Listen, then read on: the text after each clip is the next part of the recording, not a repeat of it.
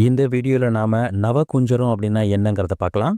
இந்த நவகுஞ்சரம் அப்படிங்கிறது மகாபாரத கதையில வரக்கூடிய 9 விலங்குகளோட உறுப்புகளை கொண்ட ஒரு உயிரினம். சேவலோட தலை, மயிலோட கழுத்து, எருதுவோட திமிலு, யானையோட காலு, மனிதனோட கையு, அதுல ஒரு தாமரைப்பூ, வாலா இருக்கக்கூடிய பாம்பு, ஒரு காலா இருக்கக்கூடிய புலி, இன்னொரு காலா இருக்கக்கூடிய எருதோட காலு, இதெல்லாம் சேர்ந்த ஒரு கலவை தான் இந்த நவகுஞ்சர விலங்கு.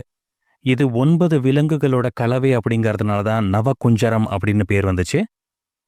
ஒரிய மொழியில இருக்கக்கூடிய கவிஞரான சரளதாசர் எழுதின மகாபாரத புக்ல இந்த நவகுஞ்சரம் சித்தரிக்கப்பட்டிருக்கு. ஒரு சமயம் அர்ஜுனன் காட்டுல தவம் செஞ்சுக்கிட்டு இருக்கிறப்போ நவகுஞ்சரமான இந்த உருவத்தை எடுத்து கிருஷ்ணர் அர்ஜுனனுக்கு முன்னாடி வந்து நின்னு இருக்காரு. கண்முழிச்ச அர்ஜுனன் இந்த உருவத்தை பார்த்து அப்படியே திகைச்சு போயிட்டாரு.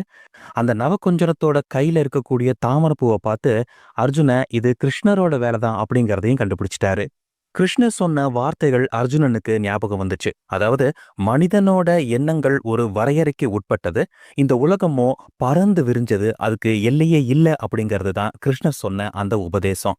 வெவ்வேறு உறுப்புகளை ஒன்னா சேர்த்த ஒரு உயிரினம் இந்த உலகத்துல இருக்கக்கூடும் அப்படிங்கறது தான் இங்க அர்ஜுனன் புரிஞ்சுக்கிட்டாரு. அதாவது இந்த உலகத்துக்கு எல்லையே கிடையாது அப்படிங்கிறது தான் இதோட அர்த்தம். மேலும் தன்னை சோதிக்க தான் கிருஷ்ணர் இப்படி ஒரு உருவத்தை எடுத்து வந்திருக்காரு அப்படிங்கிறத புரிஞ்சுக்கிட்டு தன் கையில இருக்கக்கூடிய வில்ல கீழே போட்டுட்டு அந்த விலங்கை வணங்கி நின்னாரு அர்ஜுனன். ஒரிசாவில் விளையாடக்கூடிய ஒரு வகையான சீட்டுக்கட்டு விளையாட்டுல நவகுஞ்சரம் ராஜாவாகவும் அர்ஜுன மந்திரியாகவும் சித்தரிக்கப்பட்டிருப்பாங்க. ஒரிசாவோட ஓவிய பாணியான படா சித்ரா ஓவிய பாணியில நவகுஞ்சரம் பல வகையில சித்தரிக்கப்பட்டிருக்கு. அதே மாதிரி இந்த நவகுஞ்சர ஓவியம் பூரி ஜெகநாதர் கோயில்ல வடக்கு பக்கத்துல செதுக்கப்பட்டும் இருக்கு. இந்த நவகுஞ்சரத்துக்கு ஒரு மந்திரம் இருக்கு.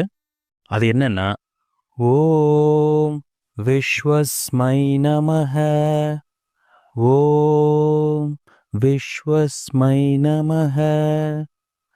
இந்த மந்திரத்தை அந்த நவகுஞ்சரம் படத்தை வச்சு நீங்க சொன்னீங்கன்னா பலவிதமான பல நன்மைகள் நம்ம வாழ்க்கையில நடக்கும். அதாவது குழந்தைகள் நல்லா படிக்க ஆரம்பிப்பாங்க.